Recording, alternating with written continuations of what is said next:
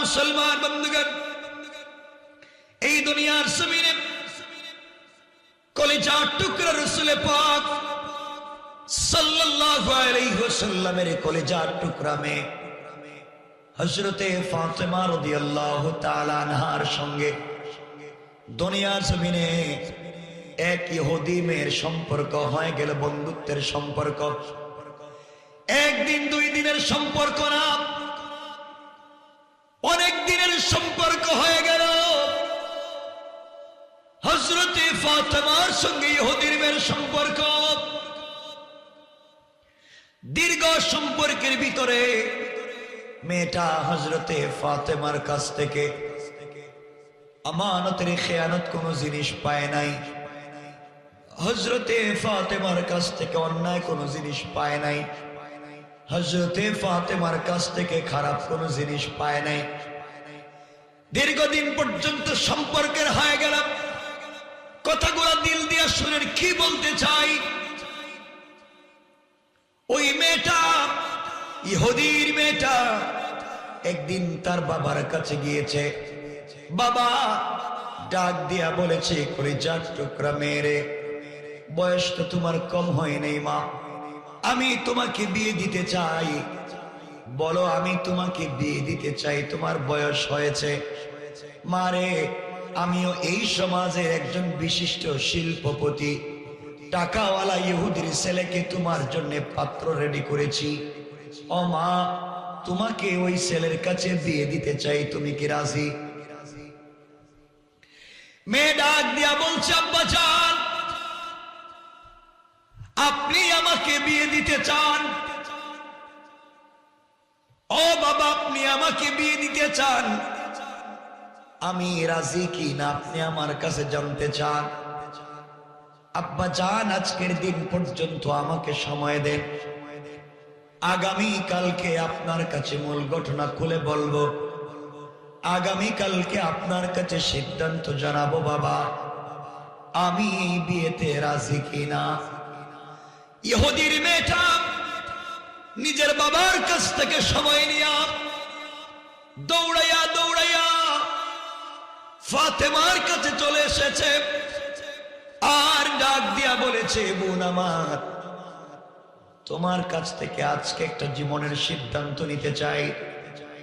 বোন রে, এই পৃথিবীতে দীর্ঘদিন থেকে তোমার সঙ্গে আমার সম্পর্ক, এতদিনের সম্পর্কে তুমি কোনোদিন আমানতের খেয়ানত করনি, এতদিনের সম্পর্কে তুমি কোনোদিন মানুষকে ভুল পরামর্শ দেওনি।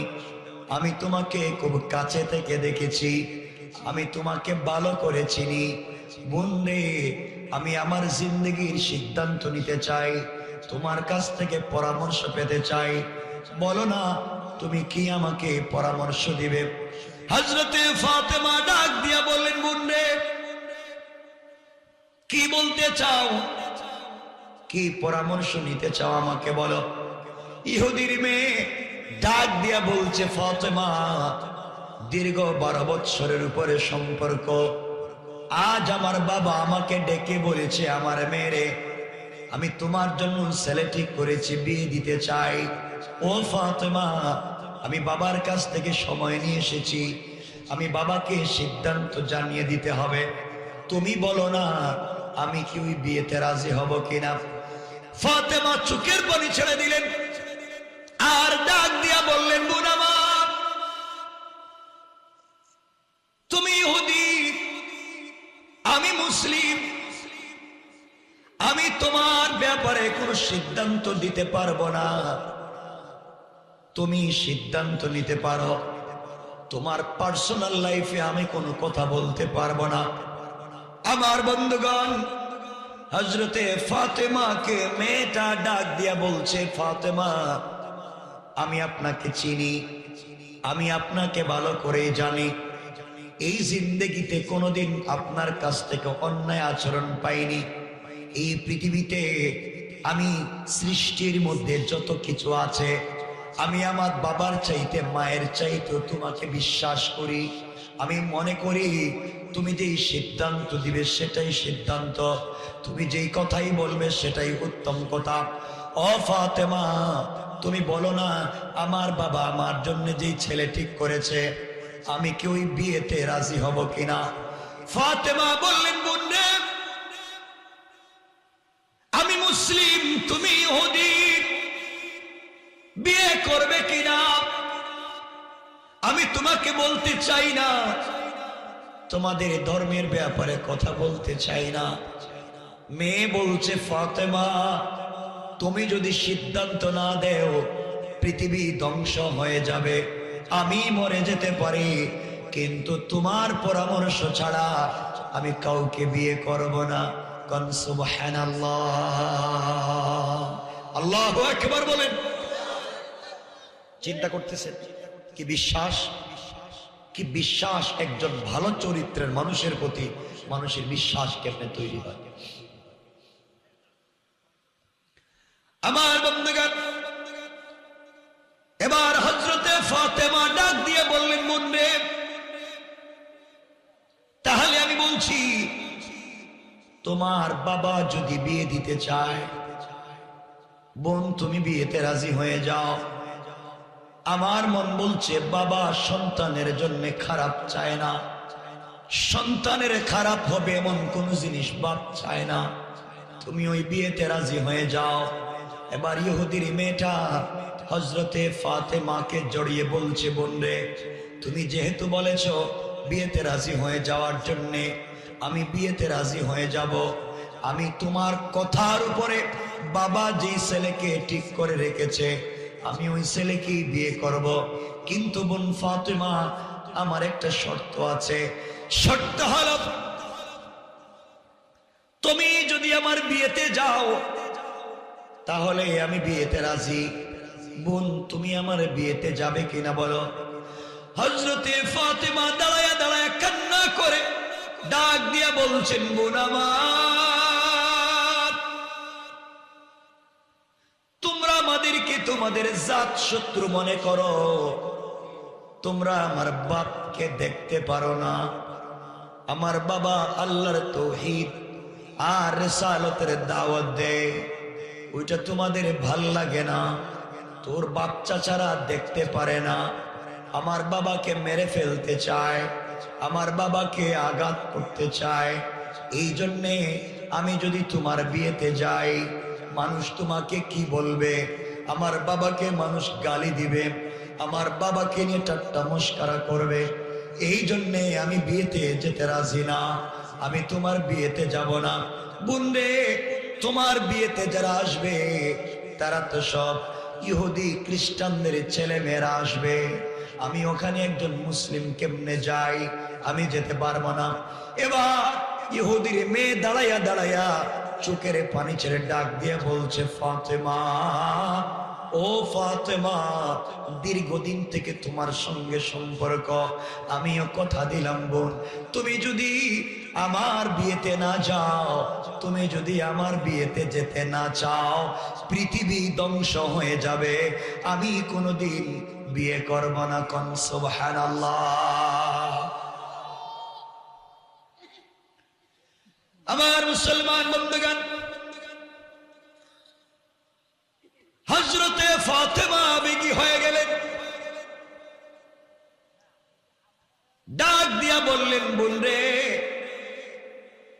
আমি তোমার বিয়েতে যাব, এতবার যেহেতু বলতেছো আমি তোমার বিয়েতে যাব। মেয়েটা দৌড়াইয়া ফাতেমার কাছ থেকে বিদায় নিয়া তার বাবার কাছে গিয়েছে, আর ডাক দিয়া বলতেছে, আব্বা জান, আপনি আমার জন্য ছেলে ঠিক করেছেন, আপনি আমাকে বিয়ে দিতে চান বাবা। ও বাবা, আপনার সেই পরিচিত আপনার পছন্দের ছেলেকে বিয়ে করতে চাই, আমি রাজি। ইহুদি বলতেছে, মেরে একমাত্র শুধুমাত্র একটা মাত্র বাচ্চা মেয়ে আমার মেয়েটা আমার কথায় রাজি। মেয়েটা ডাক দিয়া বলছে, আব্বা জান, আপনি আমার জন্য ছেলে ঠিক করেছেন, আমি বিয়েতে রাজি, আমি বিয়ে করতে চাই, কিন্তু আব্বা জান আমারও একটা শর্ত আছে। এবার মেয়েটার কথার উপরে বাপ বলছে, বলো তোমার কি শর্ত? এমন সময় মেয়ে ডাক দিয়া বলছে, আব্বা জান, ছেলে ঠিক করেছেন বাবা, আমাকে বিয়ে দিতে চান, আমি বিয়েতে রাজি। আমার শর্ত হলো আমার এই বিয়েতে মুহাম্মদ ইবনে আব্দুল্লাহর মেয়ে ফাতিমাকে দাওয়াত করেছি। বাবা, মুহাম্মদ ইবনে আব্দুল্লাহর মেয়ে ফাতিমা আসবে, ওকে কিন্তু আসতেই হবে। ইহুদি যেন শরীরে আগুন লেগে গিয়েছে, দাঁড়িয়ে দাঁড়িয়ে অগ্নিশর্মা হয়ে ডাক দিয়ে বলছে, মেয়ে আমার, মুহাম্মদ ইবনে আব্দুল্লাহ আমাদের জাত শত্রু, তার মেয়েকে কেমনে তোমার বিয়েতে ইনভাইট করা যায়, তার মেয়েকে কেমনে আনা যায়? ও মা, না না, মুহাম্মদ ইবনে আব্দুল্লাহর মেয়ে আসতে পারবে না, তোমার বিয়েতে তাকে আনবার কোনো সুযোগ নাই। মেয়ে ডাক দিয়া বলছে, আব্বা জান, আমার কলিজার টুকরা বান্ধবী, যে জিন্দেগিতে আমাকে অন্যায় পরামর্শ দেয়নি, যে জিন্দেগিতে কোনোদিন আমাকে ভুল পথের কথা বলেনি, সে মুসলিম হতে পারে, আমি ইহুদি হতে পারি, কিন্তু আব্বা জান, সে যদি আমার বিয়েতে না আসে, আমি কিন্তু কোনো ছেলেকে বিয়ে করব না। এবার ইহুদি চিন্তায় পড়ে গিয়েছে, কি করা যায়, একমাত্র মেয়েকে বিয়ে না দিলে কি করি? ডাক দিয়ে বলছে, মেয়ে আমার, তুমি যেহেতু বারবার আমাকে বলছো, আমিও রাজি। মুহাম্মদ ইবনে আব্দুল্লাহর মেয়ে তোমার বিয়েতে আসুক, আমার কোনো আপত্তি নাই, কিন্তু মারে আমার একটু শর্ত হলো, মুহাম্মদ ইবনে আব্দুল্লাহর মেয়ে যদি তোমার বিয়েতে আসে, তাহলে গরিব মানুষ ছেঁড়া কাপড় পরে আসতে পারবে না, পুরাতন কাপড় পরে আসতে পারবে না। তোমার বিয়েতে যারা আসবে রে মা, সবাই তো টাকাওয়ালার ছেলে মেয়েরা আসবে, দামি দামি পোশাক পরে আসবে। আর মুহাম্মদ গরিব মানুষ, 3 বেলা 1 বেলা খেতে পারে না। অবশ্যই অবশ্যই তার মেয়েকে যদি তোমার বিয়ে আনতে হয়, সে ছেঁড়া কাপড়, পুরাতন কাপড় পরে আসতে পারবে না, অবশ্যই দামি কোনো পোশাক পরে আসতে হবে। উদ্দেশ্য হলো ফাতেমা দামি পোশাক পাবে না, বিয়েতেও যেতে পারবে না। ইহুদির মেয়েটা দৌড়াইয়া হযরতে ফাতেমার কাছে এসে ডাক দিয়ে বলছে, বোন আমার, তুমি আমার বিয়েতে যাও, আমার বাবা চায় না, আমার বাবা চায় না তুমি যাও, আমার বাবা সাফ নিষেধ করে দিয়েছে তোমাকে যেন আমার বিয়েতে না নেই। আমিও আমার বাবাকে বলে দিয়েছি, আব্বা জান, মুহাম্মদ ইবনে আব্দুল্লাহর মেয়ে যদি না আসে, আমিও কিন্তু জিন্দেগিতে বিয়ে করব না। ও ফাতেমা, আমার বাবা রাজি হয়েছে, তুমি আমার বিয়েতে যাইবা, কিন্তু বোন রে, আমার বিয়েতে পুরাতন কাপড় পরে যেতে পারবা না, অবশ্যই তোমাকে একটা নতুন পোশাক পরে যেতে হবে। এই কথাগুলো শুনবার পরে হযরতে ফাতেমা চোখের পানি ছেড়ে দিয়েছেন, আর ডাক দিয়া বলছেন, বোন রে, আমি তোমার বিয়েতে যাব, নতুন জামা কাপড় পরে যাব কেমনে? আমার কাছে তো কোনো পোশাক নাই, আমার বাবা যে 3 বেলা 1 বেলা আমরা খেতে পারি না, মাসের পর মাস চলে যায়, আমাদের ঘরের চুলায় আগুন জ্বলে না, আমরা অনেক রাত্র পানি পান করে কাটাইয়া দেই, অনেক দিন শুধু শুকনা খেজুর খাইয়া কাটাইয়া দেই। ও বোন, আমি কেমনে নতুন পোশাক পরে যাব? আমি পোশাকও পাবো না, তোমার বিয়েতেও যেতে পারবো না। এইভাবে ফাতেমা সাফ না করে দিলেন। এবার ইহুদির মেয়ে দাঁড়িয়ে গিয়েছে, আর ডাক দিয়া বলছে, বোন রে, তুমি না আমাকে বলেছো তুমি একজনকে বড় ভালোবাসো, তুমি একজনকে বড় পছন্দ করো। ও বোন, তুমি নাকি বলছো তোমার সৃষ্টিকর্তা পুরা পৃথিবী বানাইছেন, তার নাকি অনেক ক্ষমতা আছে, তুমি সারা রাত কষ্ট করে কাটাইয়া দাও, শুধুমাত্র সারাদিন কষ্ট করে কাটাও, সারা রাত কষ্ট করে কাটাও, তুমি আশা করো সকালবেলা ফজরের আগে তাহাজ্জুদের সময়ে তুমি তোমার আল্লাহর সঙ্গে কথা বলো।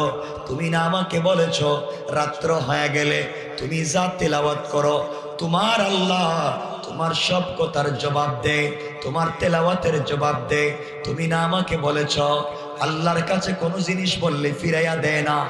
তুমি না আমাকে বলেছ তোমার আল্লাহ তোমার বাবাকে বলেছে অহুদ পাহাড় পরিমাণ, অহুদ পাহাড়কে স্বর্ণ বানাইয়া দিতে। তোমার বাপ নাকি বলেছেন তোমার বাপকে তাকে চাইলে পৃথিবীর সব থেকে শিল্পপতি বানাতে পারবে। তুমি না বলেছ তোমার আল্লাহর অনেক ক্ষমতা, অনেক প্রভাব, অনেক পাওয়ার। তুমি না আমাকে বলেছ যা চাইবা তোমার আল্লাহ তাই দিবে। ও ফাতেমা, তা যদি সত্য হয় তাহলে তুমি তোমার আল্লাহর কাছে কেন বলো না তোমার আল্লাহ কি একটা পোশাক দিতে পারে না? তুমি না বলছো সব দিতে পারে। তুমি না বলছো ধনীকে গরিব বানাতে পারে, গরিবকে ধনী বানাতে পারে, টাকাওয়ালাকে আরো টাকা দিতে পারে, আল্লাহর সঙ্গে কথা বললে আল্লাহ জান্নাত দিতে পারে। তুমি না আমাকে বলেছ বোন ফাতেমা তা যদি সত্য হয় তাহলে তুমি কেন পারো না একটা পোশাক আল্লাহর কাছে বলে নিয়ে আসতে কেন পারো না? তোমার আল্লাহকে তোমাকে একটা পোশাক দিতে পারে না? এই কথাগুলা ফাতেমার দিলে লেগে গিয়েছে। ফাতেমা চোখের পানি ছেড়ে বলছেন বোন রে, ও আমার বোন তুমি বাড়িতে চলে যাও, ইনশাআল্লাহ বোন আমি তোমার বিয়েতে যাব এবং পৃথিবীর সব থেকে দামি সুন্দর পোশাক পরে বিয়েতে যাব।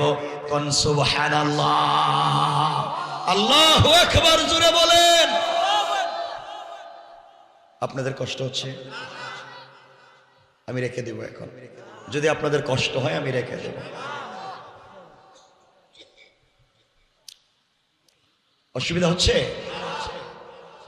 12টা হয়ে যাচ্ছে আর আপনাদেরও মনে হচ্ছে না যে বসতে পারবেন, আপনাদের কষ্ট হচ্ছে মনে হইতেছে। আমি লম্বা করবো না, রেখে দিব ওটা। আমার মুসলমান বন্ধুগণ, হযরতে ফাতেমা ডাক দিয়ে বললেন বোন রে, তুমি তোমার বাড়িতে চলে যাও। ও আমার বোন, তুমি তোমার বাপের কাছে গিয়ে বলো মুহাম্মদ ইবনে আব্দুল্লাহর মেয়ে ফাতেমা অবশ্যই অবশ্যই আমার বিয়েতে আসবে এবং পৃথিবীর সব থেকে দামি পোশাক পরে আসবে। ইহুদির মেয়েটা আস্তে আস্তে বাবার কাছে পৌঁছে গিয়েছে।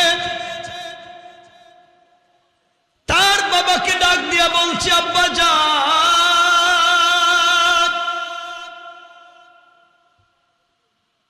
মুহাম্মদ ইবনে আব্দুল্লাহর মেয়ে আমার বিয়েতে আসবে এবং বলেছে পৃথিবীর সব থেকে দামি পোশাক পরে আসবে। আল্লাহু আকবার।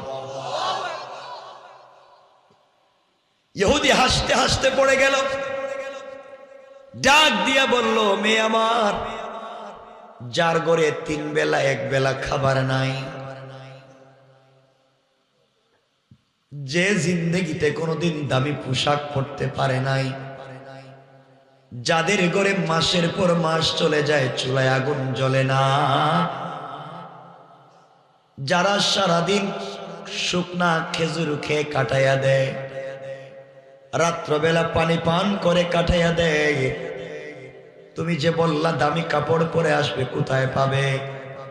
পোশাকও পাবে না, বিয়েতেও আসতে পারবে না। আমার বন্ধুগণ, ইহুদির মেয়ে বলছে আব্বা জান, ফাতেমা বলছে অবশ্যই নতুন পোশাক পরে আসবে। আমার বন্ধুগণ, আগামীকালকে বিয়ে, আজকের রাত্রে হযরতে ফাতেমা ইশার সালাত পড়ে যায় নামাজ বিছাইয়া দিয়া সিজদায় পড়ে আল্লাহকে ডাক দিয়া বলেছে আল্লাহ, অমনি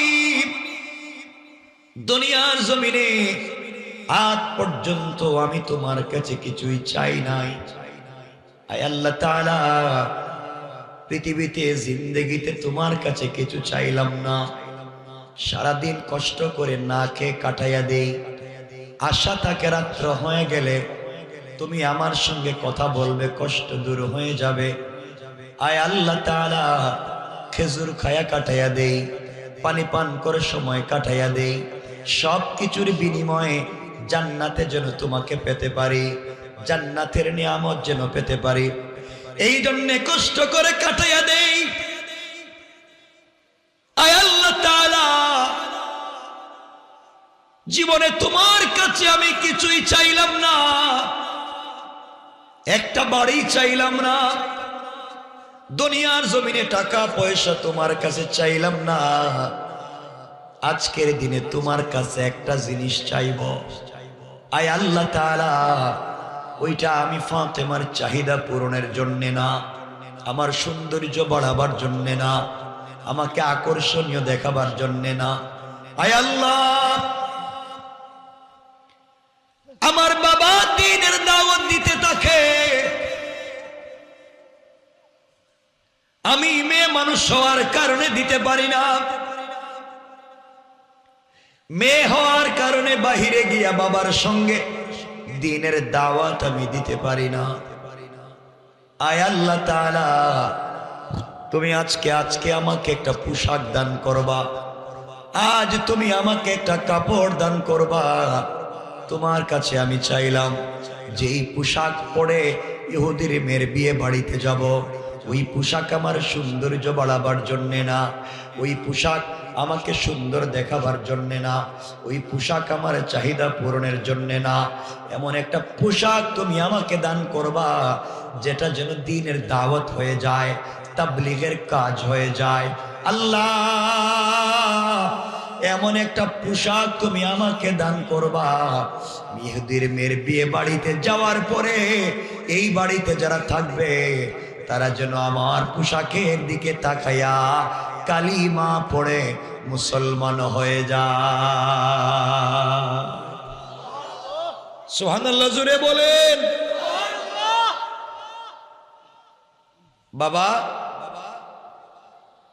ও দয়ার আল্লাহ, তোমার কাছে একটা পোশাক চাইলাম, এটা আমি ফাতেমার সৌন্দর্যের জন্য না, আমার চাহিদা পুরাবার জন্য না, আমার মনের খাইশ মিটাবার জন্য না, আমার মনে আশা বাপ যেভাবে দ্বীনের দাওয়াত দেয় আমিও যেন দ্বীনের দাওয়াত দিতে পারি। কিন্তু আল্লাহ, আমি তো বাইরে যাইতে পারি না মেয়ে মানুষ হওয়ার কারণে, একটা পোশাক তুমি দাও, এই পোশাক পরে ইহুদির মেয়ের বিয়ে বাড়িতে গেলে সব মহিলারা যারা দেখবে তারা যেন আমার পোশাকের দিকে তাকাইয়া তোমার কালিমা পড়ে মুসলমান হয়ে যায়। সবাই বলেন, আর একটু জোরে বলেন না সুবহান। আপনাদের তো আস্তে আস্তে আওয়াজ কমতাছে, হ্যাঁ কমতাছে, অসুবিধা হইতেছে? হাত তুলেন দেখি, কার কার অসুবিধা হইতেছে?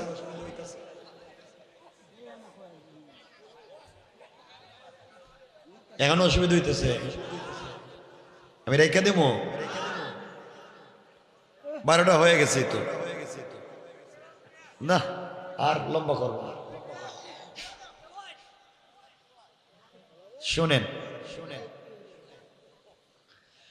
আমার মুসলমান বন্ধুগণ, হযরতে ফাতেমা রাদিয়াল্লাহু তাআলা আনহা এইভাবে তিনি কাঁদতে লাগলেন, সেজদার মধ্যে পড়ে কান্না করলেন। দীর্ঘক্ষণ কান্না করতে করতে করতে করতে নামাজ শেষ করে ফেললেন।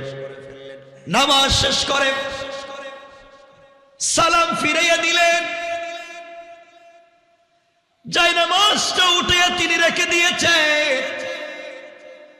চোখের পানি মুছতেছেন। আহারে, আজ যদি আমার একটা ভাই থাকতো, ভাই তো তার বোনের জন্য একটা পোশাক নিয়ে আসতো। আজ আমার একটা ভাই নাই, এই জন্যে কেউ আমার জন্য একটা পোশাক না, আমাদের যা নাই তা তোমাকে বলে লাভ নাই। আয় আল্লাহ তাআলা, ও দয়ার আল্লাহ,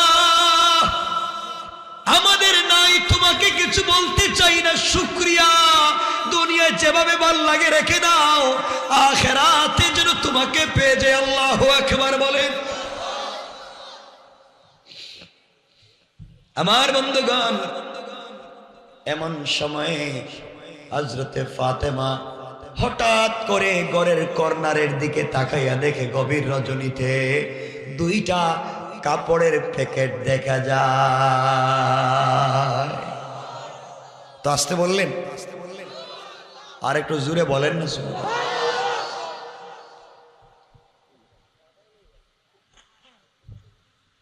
ফাতেমা দুইটা কাপড়ের প্যাকেট হাতে নিলেন, চিন্তায় পড়ে গেলেন। ঘরের দরওয়াজা লাগানো, কোত্থেকে কাপড়গুলো আসলো? দুইটা কাপড়ের প্যাকেট হাতে নিয়া কোনো কথা না বাড়াইয়া দৌড়াইয়া দৌড়াইয়া কলিজার টুকরা বাজা দরদি নবী, মায়ার নবী, রহমতের নবী, উম্মতের দরদি নবীর কাছে গিয়ে বলছে, বাবা,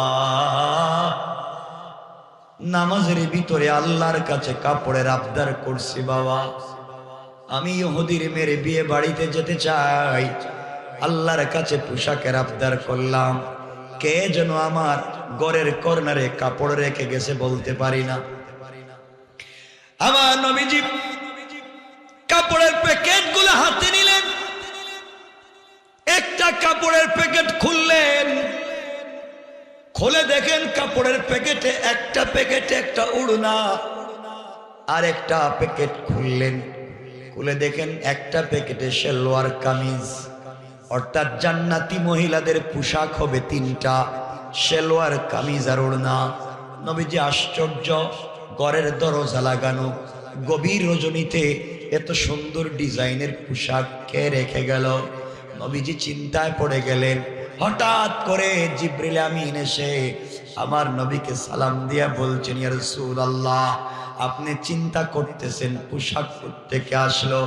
ওগো পয়গম্বর, আপনি জানেন না আপনার মেয়ে আপনার ঘরে থেকে খেয়ে না খেয়ে কষ্ট করে আল্লাহর সঙ্গে এমন গভীর সম্পর্ক করে ফেলেছে, আজকের রাত্রে আল্লাহর কাছে একটা পোশাকের আবদার করেছেন, আমার আল্লাহ আমাকে দিয়া জান্নাতুল ফিরদাউস থেকে দুইটা কাপড়ের প্যাকেট পাঠিয়ে দিয়েছে।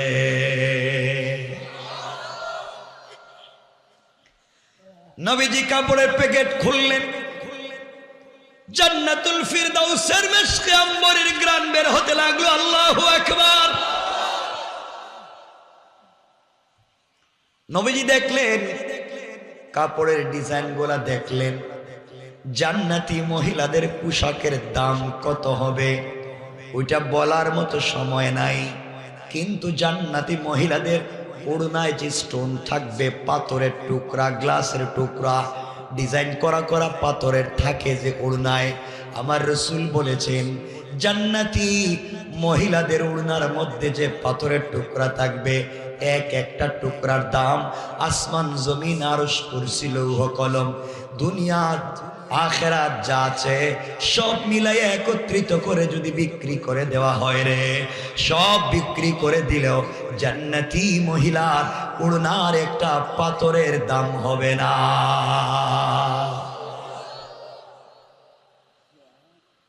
চিন্তা করতেছেন আপনারা? আমার বান্দাগান, আমার নবীজি বললেন, ও আমার কলিজার টুকরা মেয়ে, ও আমার কলিজার টুকরা মেয়ে, ও আমার মা, তুমি আমার ঘরে থেকে খেয়ে না খেয়ে আল্লাহর সঙ্গে এমন সম্পর্ক করে ফেলেছ, তুমি আল্লাহর সাথে এমন সম্পর্ক করছো মা। আল্লাহর কাছে পোশাক বলতে আল্লাহ জান্নাত থেকে পাঠাইয়া দিয়েছে। ও মা, এই পোশাক পরে আগামীকালকে ইহুদির মেয়ের বিয়ে বাড়িতে যাইবা, অবশ্যই অবশ্যই পর্দার সঙ্গে যাইবা। আমার বন্ধুগণ, আমার মুসলমান ভাইরা, এক পর্যায়ে সকাল হয়ে গেল। সকাল হয়ে যাওয়ার পরে হযরতে ফাতেমা, একদিকে তো বিশ্ব নবীর মেয়ে, অপরদিকে জান্নাতি পোশাক পরেছেন। আল্লাহ যাকে দুনিয়ায় জান্নাতি মহিলাদের সরদারিনী বানাতে চায়, আল্লাহ যাকে জান্নাতি যুবকদের মা বানাতে চায়, আল্লাহ যাকে আসাদুল্লাহিল গালিবের স্ত্রী বানাতে চায়, এমন বিশ্ব সুন্দরী হযরতে ফাতেমা যখন জান্নাতি পোশাক পরেছেন, যেন পৃথিবীতে তার মতো আর কাউকে সুন্দর লাগতেছে না। পোশাক পরলেন, বিয়ে বাড়িতে যেতে লাগলেন। বিয়ে বাড়িতে তিনি ঢুকে পড়লেন, আর যেতে যেতে আল্লাহকে বলতে লাগলেন, আল্লাহ আমি চাই আমার পোশাকের দিকে তাকাইয়া এলাকার নারীরা যেন কালিমা পড়ে মুসলমান হয়ে যায়। তিনি যখন বাড়ির ভিতরে ঢুকলেন, পুরাটা বাড়ি যেন জান্নাতুল ফিরদাউসের মিশকে আম্বরের গ্রানে মুখরিত হয়ে গিয়েছে। ফাতেমা যে বাড়িতে ঢুকলেন, এই বাড়ির চতুর্দিকে আমার আল্লাহ হাজার হাজার রহমতের ফেরেশতা দিয়া যেন ব্যারিকেড দিয়েছে। পড়েন সুবহানাল্লাহ।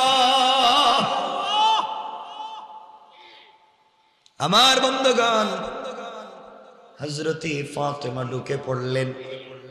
যেই ঘরে মেয়েটাকে সুন্দর করে সাজিয়ে রাখা হয়েছে, হযরতে ফাতেমা ঘরের ভিতরে ঢুকে পড়লেন। সাথে সাথে ঘরের ভিতরে কয়েকশো মহিলা ছিল, অর্নামেন্টস জুয়েলারি পরে বিশিষ্ট টাকাওয়ালা শিল্পপতির মেয়েরা, স্ত্রীরা ছিল।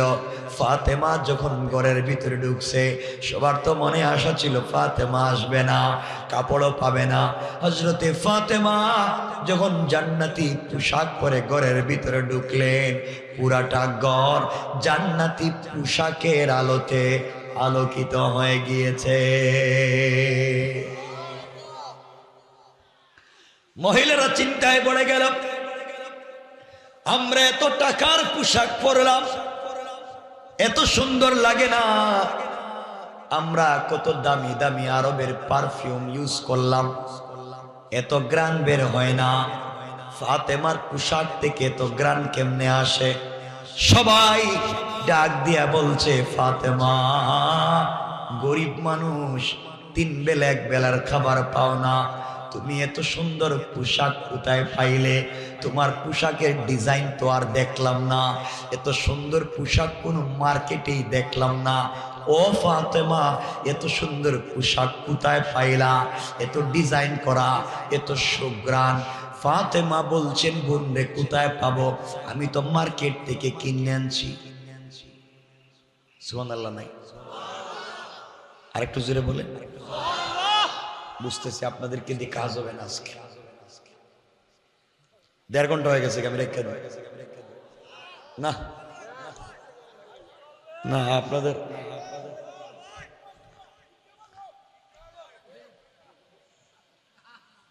আপনাদের তো কষ্ট হইতেছে দেখতেছি।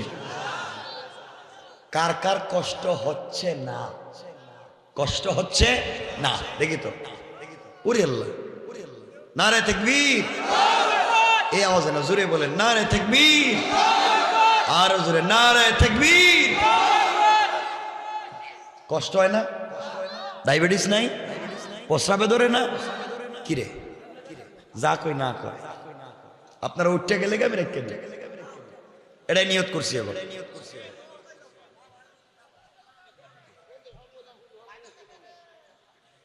আমি লম্বা করবো না, বসে খুব লম্বা করবো না, কারণ আমারও কষ্ট হচ্ছে ঠান্ডায় গলায়। আপনারা বুঝতেছেন, অনেক জোর দিয়ে কথা বলতে হচ্ছে, কারণ এভাবে বলি না আমি কথা, আস্তে আস্তে কথা বলি। আমার বন্ধুগণ, হযরতে ফাতেমাকে সবাই ডাক দিয়ে বলছে, ফাতেমা গরিবের মেয়ে, 3 বেলা 1 বেলা খাবার পাও না, মাসের পর মাস চলে যায়, চুলে আগুন জ্বলে না, আর তুমি নাকি এই পোশাক কিনেছ? এত টাকা কোথায় পাইলা? এত সুন্দর পোশাক কোন মার্কেট থেকে কিনছো? ফাতেমা বলছে, দেখো তোমরা বেশি কথা বললো না, আমি যে পোশাক কিনছি তোমরা তোমাদের বাপ দাদা 14 গোষ্ঠীর সম্পত্তি বিক্রি যদি কইরা দাও, আমার পোশাকের একটা পাথরের দাম হইতো না। সুবহানাল্লাহ বললেন না? মহিলাদের তো রাগ উঠে গেছে, আর মহিলাদের জিদ বেশি না? নাই? আপনাদের এলাকার মহিলাদের জিদ কম না আছে?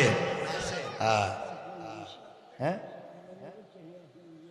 বেশি, বেশি কইতেছে আমার বন্ধুগণ, জিদ বেশি। ফাতেমা যখন বলছেন এটা কিনে আনছি, তোদের বাপ দাদার সম্পত্তি বিক্রি করলেও এটা কিনতে পারবা না, ওদের তো রাগ উঠে গেছে, জেদ উঠে গেছে। সবাই বলতেছে দরকার হলে বিয়েতে থাকতামই না, আজকে বিয়ারই দরকার নাই, কিন্তু এই পোশাক কিনা লাগবে। দরকার হলে সম্পত্তি বিক্রি করব, বাপ দাদা স্বামীর ভিটা বিক্রি করব, দরকার হলে কিডনি বিক্রি করব, তাও এমন পোশাকের দরকার। ফাতেমা বলছেন শোনো, কিডনি কেন, যা আছে সব বিক্রি করে দাও, পোশাক কিনতে পারতাম, এটা আমি কিনে আনছি। মহিলাদের তো আরো জিদ বাড়ছে, কি রে গরিব মানুষকে কিনে আনছি। ফাতেমাকে তারা বলছে বোন কোত্থেকে কিনছো, কোন মার্কেট থেকে কিনছো? ফাতেমা বলছেন শোনো, আমি যে মার্কেট থেকে কিনছি তোমরা এই মার্কেটের নামও জিন্দেগিতে শুনো নাই। আর একটু জোরে কর না। মহিলারা কি কর, আমাদের স্বামীরা হাজবেন্ডরা মার্কেট না চিনলে কি আমরা চিনি? ওমা আছে না, দেখবেন স্বামী কিন্তু মার্কেট চিনে না, বউ চিনে, আছে না? স্বামী কিন্তু দোকান কোন দোকানে কি পাওয়া যায় জানে না, হের বউ তো জানে ম্যানেজারের নাম্বার আছে, ঠিক কিনা? যে বউ রে বাপ রে বাপ। আর আজকালকে কিন্তু স্বামীরাও তেমন আছে, বউরে নিয়ে মার্কেটে যায়, বউরে একটা ব্যাগ দিয়া আর লিপস্টিক লাগাইয়া সামনে দিয়া বলতেছে বউ যাও, আর হে বাচ্চা একটা কুলে নিয়ে গেলে পিছে পিছে করতেছে, ঠিক কিনা বলেন? বউরে সামনে দিয়া পিছনে হ্যাঁ করে। আমার বন্ধুগণ, হযরতে ফাতেমা বলছেন বোন আমি যে মার্কেট থেকে কিনছি তোমরা সেই মার্কেট চিনবা না। মহিলারা বলছে ফাতেমা আমরা সব মার্কেট চিনি, কোন দোকান থেকে কিনছো এটা কও। ফাতেমা বলছেন বোন আমি যে দোকান থেকে কিনছি এই দোকানের নামও জিন্দেগিতে শুনো নাই। আচ্ছা কোন তো, যারা সারাদিন মার্কেটে থাকে, মাসের পর মাস মার্কেটে থাকে, আর যেই মেয়ে জিন্দেগিতে করতে বাইর হয় না, সেই মেয়ে বলতেছে আমি মার্কেট থেকে কিনছি, দোকান থেকে কিনছি, তোমরা এগুলা চিনবা না। রাগ কি উঠতেছে এদের কম না বেশি? কই কি গরিবের মেয়ে, খাওয়ান নাই, এত দামি একটা পোশাক আসলে পাইলো কই, আবার কয় মার্কেট থেকে কিনছে, দোকান থেকে কিনছে। এমন ডিজাইন তো আমরাও জীবনে দেখলাম না। সবাই আইসা কাপড় হাতাইয়া গ্রাম লাগায়। ফাতেমা বলছেন কিনার দরকার নাই, আমার একটা গোসা দিয়ে যাও। সুবহানাল্লাহ বললেন না? কিনার দরকার নাই, আর নিজের যদি শখ মিটাইতে হয় আমার কাপড় একটু ধইরা শখ মিটাই। সুবহানাল্লাহ বললেন না? আচ্ছা এগুলা বললে কি রাগ উঠবে না? কথা কন না কেন? এটা তো শুধু রাগ উঠতেছে, রাগ উঠতেছে। ফাতেমাকে তারা বলছে বোন কি কো মার্কেট চিনবো না, দোকান চিনবো না? ফাতেমা বলছেন শোনো আমি যে দোকান থেকে কিনছি তোমরা তো সেই দোকান চিনবা না, সেই মার্কেটও চিনবা না, এমনকি মার্কেটে যাওয়ার যে রাস্তা এই রাস্তাতেও তোমরা চিনবা না। আসতে বললেন সুবহানাল্লাহ? মহিলারা আমরা সিপা সাপা সব চিনি, কোন সিপা দিয়া কোন মার্কেট এগুলো আমরা জানি, আর তুমি কেউ আমরা চিনতাম না। ফাতেমা বললেন দেখো তোমরা চিনবে না। সবাই বলছে ফাতেমা বিয়ার দরকার নেই, এখন বিয়া বাড়িতে তো আরেক কাণ্ড শুরু হয়ে গেছে, বিয়ার সাথে সব বাদ, সবাই ফাতেমার নিয়ে ব্যস্ত। সুবহানাল্লাহ বললেন? যে মেয়ের বিয়ে হইতেছে তার পরনের যে পোশাক হে কয় আমার ওইটার দরকার নেই, আমার ওইটার দরকার। সুবহানাল্লাহ বললেন? বাপ রে গেকো বাপ, আপনি কইছেন আপনার টাকাওয়ালার ছেলেরে বিয়ে দিতেছেন আমার কাছে, আপনারও টাকা আছে, আমার যে পোশাক আনছেন আপনি গরিবের মেয়ে ফাতেমার পোশাকটা দেখেন, এত দামি পোশাক পরছে, তাহলে হের যদি গরিব হই এত দামি হইব, আমার তো আরো দামি হওয়া দরকার। এই পোশাক না হইলে আমিও বিয়ে করতাম না। সুবহানাল্লাহ নাই? আরো জোরে বলেন না সুবহানাল্লাহ। বাপ পড়ছে বিপদে, এই পোশাক কই পাই? ডিজাইনও তো দেখলাম না। সবাই মিলছে, শত শত মহিলারা বৈশা ফাতেমারে বলছে, বোন তুই বইলা ফালা, কোথ থেকে কাপড়টা কিনছিস, কোন মার্কেট থেকে, আমাদের একটু বইলা দে।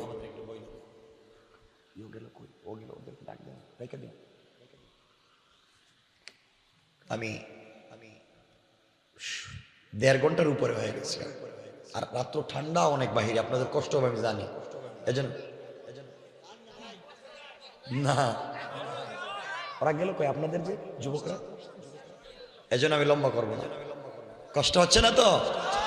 এই যারা গিয়ে এখানে বসে রয়েছে, কষ্ট হচ্ছে না? কই কি কইবেন কষ্ট হয়? আপনাদের অসুবিধা মানে আমার ডাবল সুবিধা, তাড়াতাড়ি রেখে দিন ভাই, অনেক রাত্র হয়ে গেছে কিন্তু। আর কথা রাখতেছি তোমাদের, শুধু তোমাদের দিকে তাকাইয়া কথা বলতেছি। এই যে জওয়ানদের জন্য দোয়া করবেন, আল্লাহ যেন এদেরকে এই সমাজের, এই দেশের আদর্শ যুবক বানায়। বলেন না আমিন? এই সমাজের দিন বিজয়ের জন্য আল্লাহ যেন তাদেরকে কবুল করেন। বলেন না আমিন? এজন্য কেউ কিছু মনে করেন না যদি রাইখা দেয়। হ্যাঁ কি দাঁড়ে হেরা কিছু কি রে ভাই, এরা কি না রাখিয়া দিবে? ঠান্ডা হইতেছে না? ঠান্ডা কষ্ট হচ্ছে না? খালি কয় না, এদেরকে ডায়াবেটিস নাই? আপনারা উঠলেই তো আমি রেখে দিতাম, আমি তো হে আশায় আছি। 12টার উপরে হয়ে গেছে। আচ্ছা আমি রেখে, আচ্ছা বলতেছি, আপনাদের কথা আমি রাখতেছি, আমি কথা বলবো, কিন্তু যখন রেখে দেব আপনারা বলবেন না সালাম, ঠিক আছে? বলেন না ইনশাল্লাহ? এই তো জায়গায় এলেন, এবার একটা হাদিস শুনাইয়া দিই। নবীজি বলেছেন, ওয়ালা দীনা লিমান লা আহদালা, যারা ওয়াদা দিয়া ওয়াদা রাখে না এদের কোনো ধর্ম নাই। আপনারা ওয়াদা দিছেন, হুজুর রাখা দিলে কিছু কইতাম না, এখন আমি রাখা দিলে আর কিছু কইতে পারবেন না, মানে আপনাদের চাইতে আমিও চালাক কম না।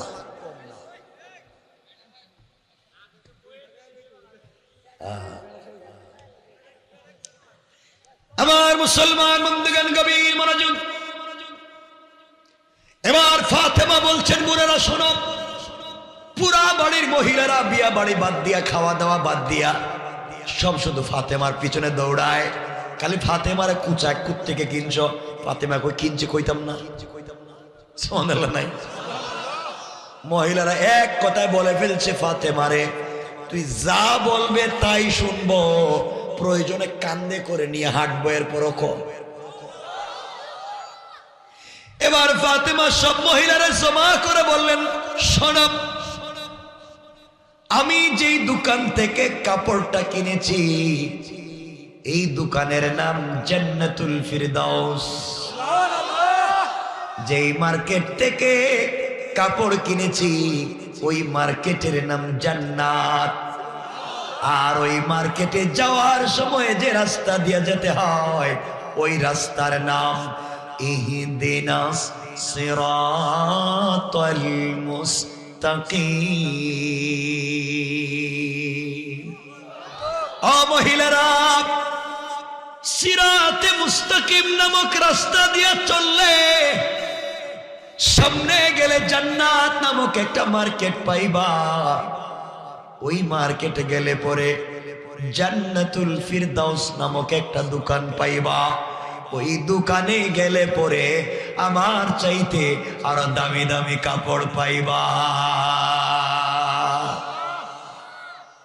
মহিলারা করে আল্লাহ, এটা কোন মার্কেটের নাম?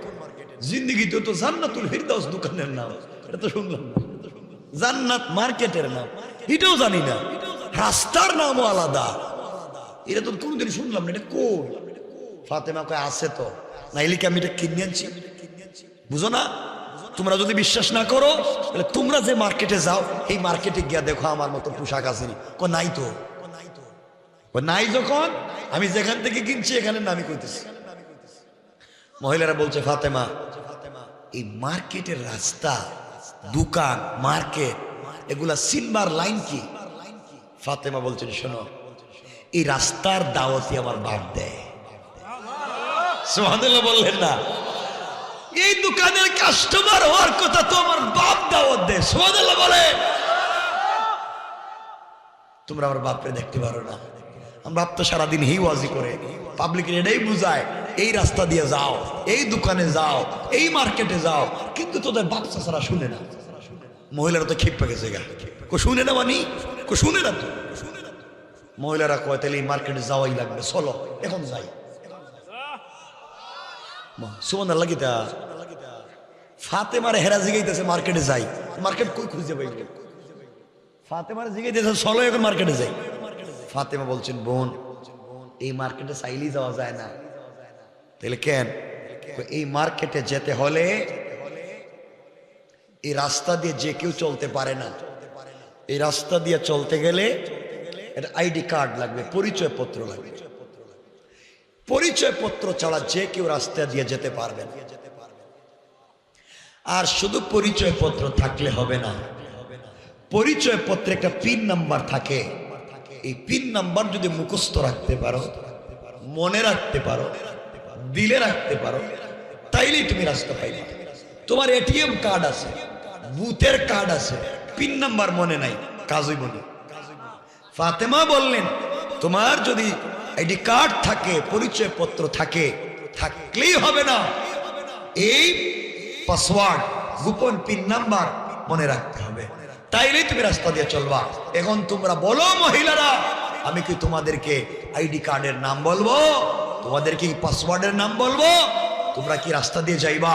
সব মহিলারা দাঁড়াইয়া বলছে কোনো কথা নাই, দুনিয়া যেদিকেই যাক আমরা হে আইডি কার্ড নিমুই আর হে পাসওয়ার্ড মনে রাখবই, এরপরও কাপড়ের দরকার। ফাতেমা বললেন ওরা যদি মনে রাখতে পারো, শুধু এই পোশাক না, এর চাইতো দামি আর সুন্দর কাপড় আছে। মহিলারা বলছে বল। এবার ফাতেমা বললেন বোনেরা শোনো, তোমরা যদি চলতে চলতে জান্নাতুল ফিরদাউস নামক দোকান পেতে চাও, চলতে চলতে জান্নাত নামক মার্কেট পেতে চাও, সিরাতে মুস্তাকিম নামক রাস্তায় চলতে চাও, একটা আইডি কার্ড লাগবে, পরিচয় পত্র। ওই আইডি কার্ডের নাম হলো ইসলাম, আর গোপন পিন নাম্বার হলো লা ইলাহা ইল্লাল্লাহ মুহাম্মাদুর রাসূলুল্লাহ। ও মহিলারা, লা ইলাহা ইল্লাল্লাহ নামক পিন নাম্বার মনে রেখে, ইসলাম নামক আইডি কার্ড সঙ্গে রেখে সিরাতে মুস্তাকিম নামক রাস্তা দিয়ে চলতে যদি পারো রে, সামনে গেলে জান্নাত নামক মার্কেট পাইবা, ওই মার্কেটে গেলে জান্নাতুল ফিরদাউস নামক দোকান পাইবা, ওই দোকানে গেলে পরে আমার চাইতে আরো হাজার হাজার গুণ দামি দামি পোশাক পাইবা। মহিলারা বলছে ফাতেমা তুমি কেমনে রাস্তার সন্ধান পাইলে, তুমি কেমনে আইডি কার্ড পাইলে, তুমি কেমনে পিন নাম্বার জানলে? ফাতেমা বলছেন বোন রে, এটার দাওয়াতি তো আমার বাপ দেয়, সারাদিন পাবলিক রেডেই বুঝায়, পাবলিক তো বুঝতে চায় না। মহিলারা বলছে আর কথা শুনতে চাই না, এইবার আমাদেরকেও তুমি কালিমা পড়াইয়া আইডি কার্ডটা আমাদেরকে ধরাইয়া দাও, আমরা ওই রাস্তা দিয়ে চলতে চাই, তোমার মতো পোশাক নিতে চাই। এই কথা বলে একসাথে 370 থেকে 400 জন মহিলা সাথে সাথে কালিমা পড়ে মুসলমান হয়ে যায়। সবাই মুসলমান, সব মুসলমান হয়ে গেছে গা। বিয়ে বাড়ির অবস্থা কি করতেছে চিন্তা করেন তো, বিয়ে বাড়ির অবস্থা খারাপ, সব মুসলমান হয়ে গেছে গা। এখন বিয়ে বাড়ির অবস্থা হইল কি, বিয়ে তো শেষ, বাতিল হয়ে গেছে গা। এখন যে মেয়ের বিয়ে হইতো হেই কইতেছে এই পোশাক লাগবে, নাহলে বিয়ে হইতো না, হেরও পোশাক লাগবে।